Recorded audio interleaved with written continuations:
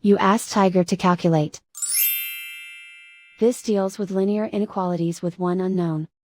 The final result is n greater than 9. Let's solve it step by step. Isolate the n. Divide both sides by 2.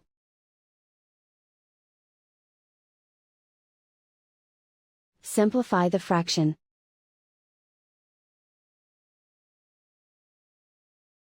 Find the greatest common factor of the numerator and denominator.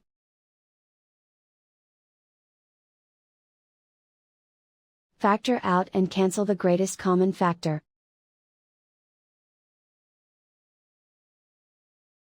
Plot the solution on a coordinate grid.